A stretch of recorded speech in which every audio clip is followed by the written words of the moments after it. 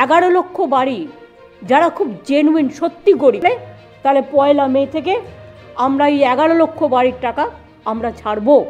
আমরা জানি বাংলা 1 নম্বরে ছিল, 100 দিনের কাজে বন্ধ করে দেওয়া হয়েছে, কেন্দ্রীয় সরকারের প্রজেক্ট এটা। বাংলা রাস্তাশ্রী প্রকল্পে গ্রামীণ রাস্তা সড়ক যোজনা 1 নম্বর ছিল, 3 বছর ধরে টাকা দেওয়া হয় না, বন্ধ করে দিয়েছে। বাংলার আবাস যোজনা ঘর তৈরি করা, সেটাও বন্ধ করে দেওয়া হয়েছে। তা সত্ত্বেও আমরা রাজ্য সরকারের বাজেট থেকে আমরা পথশ্রী 1, পথশ্রী 2, পথশ্রী 3 কয়েক হাজার মাইল রাস্তা নতুন করে আমরা তৈরি করছি। এছাড়াও এটা মনে রাখবেন, 11 লক্ষ বাড়ি যারা খুব জেনুইন সত্যি গরিব, অনেক রিভিউ করে 157টা টিম পাঠিয়ে কেন্দ্রীয় সরকার এটাকে ক্লিয়ার করেছিল জেনুইন কেস বলে। তাদের কাছে চিঠিও চলে গিয়েছিল, কিন্তু আজ পর্যন্ত সে টাকা তারা পায়নি।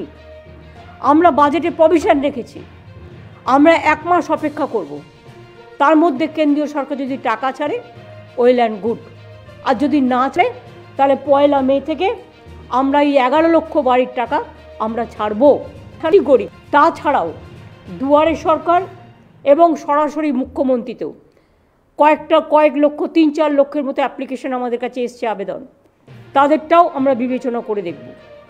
এবং বাদবাকি যেগুলো পড়ে থাকবে আমরা ফেজ বাই ফেজ করে দেব, মানুষকে আমরা বঞ্চনা করতে দেব না।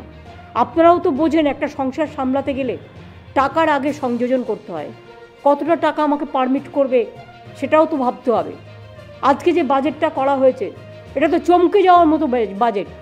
একটা সেকশন দেখাতে পারবেন আইটি থেকে পুলিশ, পুলিশ থেকে স্টুডেন্ট, স্টুডেন্ট থেকে হেলথ, হেলথ থেকে ইউনিভার্সিটি, ইউনিভার্সিটি থেকে আমার মা লক্ষ্মী, মা লক্ষ্মী থেকে আমার মা সরস্বতী, মা সরস্বতী থেকে আমার আম্মা, আম্মা থেকে আমার স্টুডেন্টরা। সর্বোত্তম আমরা করেছি, সরকারি কর্মচারী থেকে শুরু করে। আমি তাদের অভিনন্দন জানাই, তারা আমাদের জন্য সারাক্ষণ কাজ করে। আমি আশা করি এই কন্ডিশনের মধ্যেও যেভাবে সরকারি কর্মচারীরা আমাদের পক্ষে লড়াই করেন, আমি ফেডারেশনের সকলে আমাকে অনেকবার আবেদন জানিয়েছিলেন এবং তাদের আবেদন মেনে আমরা এই কাজগুলো করেছি। আমি যেটা আপনাদের বলতে চাইছিলাম, আমাদেরটা আশা করি কন্টিনিউ করছে।